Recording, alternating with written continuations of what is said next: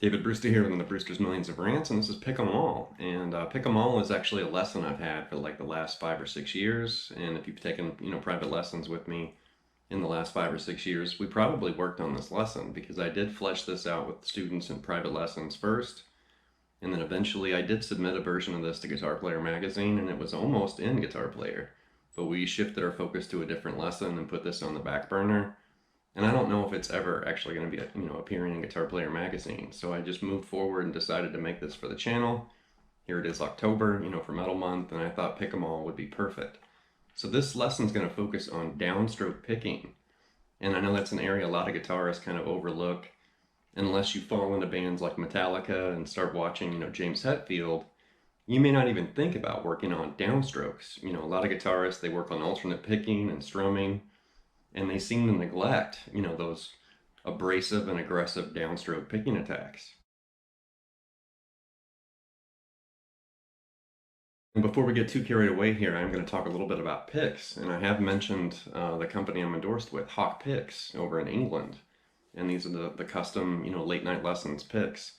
But I've been using Hawk Picks for like the last 5 years, and I love the picks. And, I was using a different brand before I switched to Hawk. And I was, just consistently using the other brand. And Rob from Hawk reached out to me, and he sent me a few, kind of sample picks. And I tried them, and I immediately fell in love. I was like, you got to be kidding me. And then eventually, we kind of worked out, and I became endorsed. And eventually, we led to these custom, late night lessons picks. But the thing with Hawk that's really interesting is the material that they're made out of. These aren't plastic or nylon or Tortex or whatever. It's a composite, material. He has ivory and ebony composite and some other materials too. And I've mentioned this in other videos on the channel, but aside from the durability, they do last a long, long time. And they're a little heavier than a normal pick. You can feel the weight compared to, say, just a regular plastic pick. But it's the way it connects with the string. It seems to bounce and really pop, when you hit the string. And that's one thing with these picks that I really like, is just the tone. It does enhance, the tone as you're playing. And since we're talking about picks, are kind of a sensitive or kind of a personal area for a lot of players. Everybody seems a little bit different as far as the material and the shape and the size and everything. And some guitarists don't even use picks. Some people just exclusively use their fingers and finger picking. But over the years, I've tried everything. I've tried different brands, different textures, different shapes, and I'm definitely sold on the jazz size, and if you don't like using jazz size picks, that's okay. Your preference is different. And here's an image with just a variety of different picks, and shapes and things that you might see in a pick display, in a music store.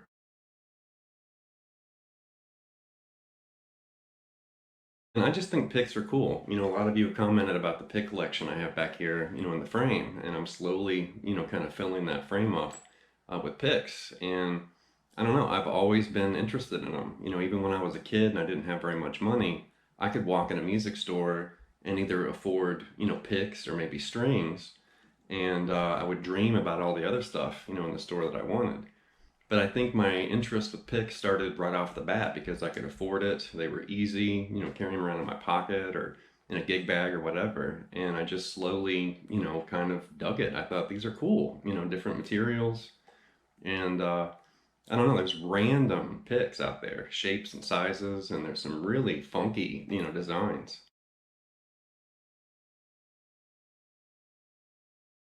When I originally wrote this lesson, it was in standard tuning in the key of E, and for this version, I've moved it to drop D in the key of D, and just to make it a little bit lower and hopefully a little bit heavier too.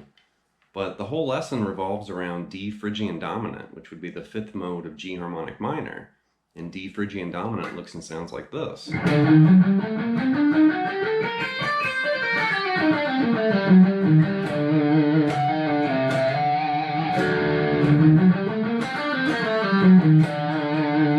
But that's the overall tonality that we're going to nail in this lesson. All right, to get started here, we're basically going to move from D to E flat right here on the A string, and we're also going to use the low E string. And I've written this using eighth notes, so I'm not going to blaze through this really fast or anything like that. I'm going to do a very moderate kind of demonstration tempo, and you can obviously play it a little bit slower if it's too fast. And then once you get kind of skilled and get your downstrokes, sorted, then you can start bumping that tempo up and get faster and faster. And you can take it as fast as you want to. But we're just going to go nice and easy here, just for demonstration and educational purposes. I'm not trying to impress your dog or your neighbor or anybody. But here all we're going to do is just move from D to E flat and then hit the low E string. And it's eighth notes, so we're doing this.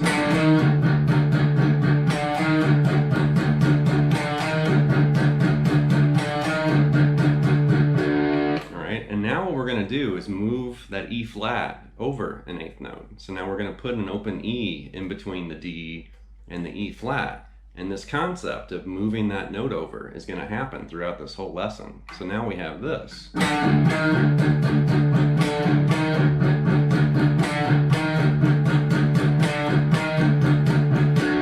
Now put two low E's in between those notes and see what happens.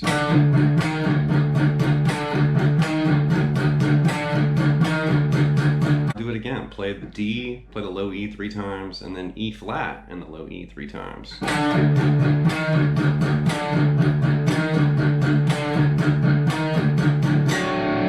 kind of thing. Do it again. Move that E flat over again.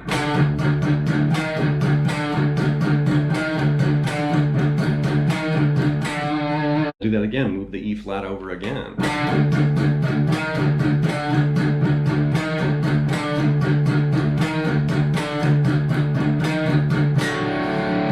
Time, move it again.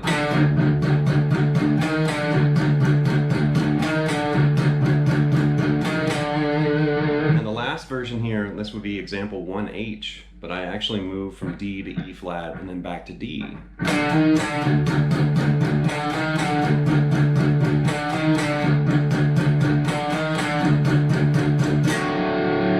I don't normally share the notation and tab. I save it for Patreon, and Patreon supporters.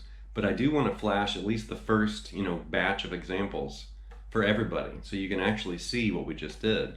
Because we took that D and E flat, and then just kept moving that E flat over, and that created different rhythms and different syncopations.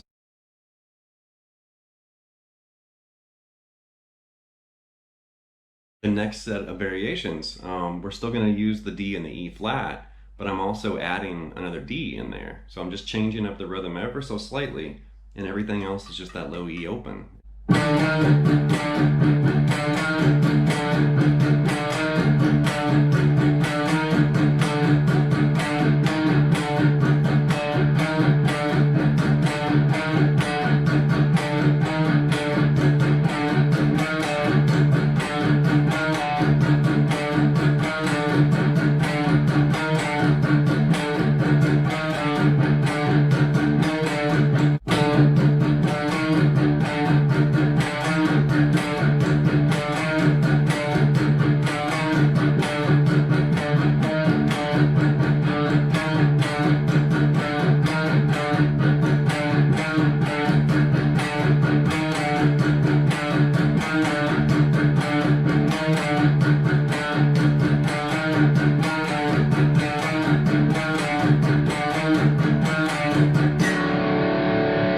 The next variation changes the single notes into power chords, so now you can actually really kind of get more of a Metallica kind of feel out of this.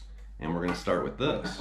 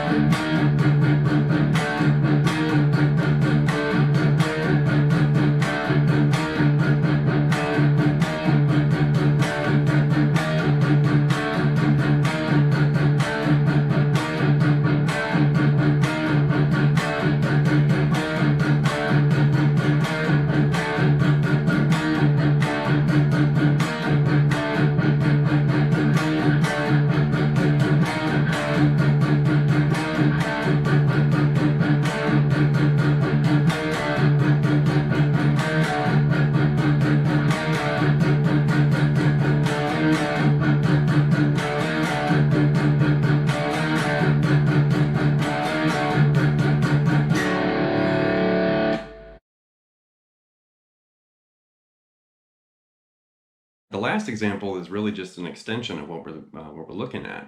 And I added a harmonized, guitar part or a second guitar to the original batch of exercises. So this way you could play it with two guitarists. If you got a buddy or a friend that plays, you could both play this at the same time.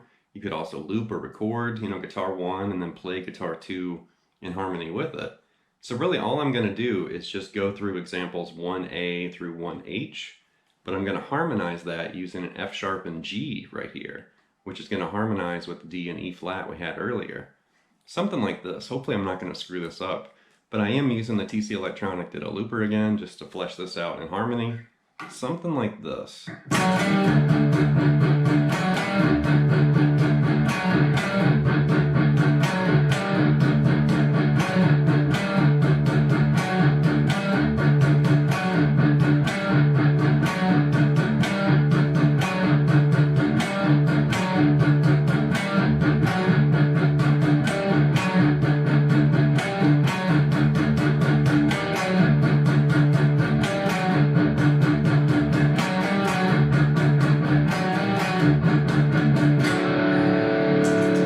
Something like that. And like I said, you could play that with another guitarist, or you could loop or record it, play it with yourself. I'm gonna wrap this episode of Brewster's Millions of Rants with Pick 'em All, and I've always liked this lesson, and I have used it with students over the years, when I came up with the idea, and it seemed like everybody liked it. And I will be honest, those of you that are Patreon supporters that are gonna get access to the tab and notation, it's a lot easier to see what I was just doing when you see it on paper. That's why I flashed at least the first batch of examples, just for everybody to see. But it is a lot easier to see it written because then you see that note kind of moving over and the rhythm, kind of changing. And, just demonstrating it, visually, you can hear it and you can see it. But when you really study the notation, you can actually see, aha, that's what's going on. And then obviously, we're working on picking. So play through these examples, really slow. You could definitely make this more challenging. I just kept it very simple, just so you could really focus on picking. That way you're not dazzling around, the fretboard playing a lot of notes with your fret hand. It's pretty simple for the fret hand. That way you can really focus on what your pick hand's doing. So anyway, leave some feedback and some comments. Please subscribe to Late Night Lessons, and I'll be back before you know with more content material. Thank you.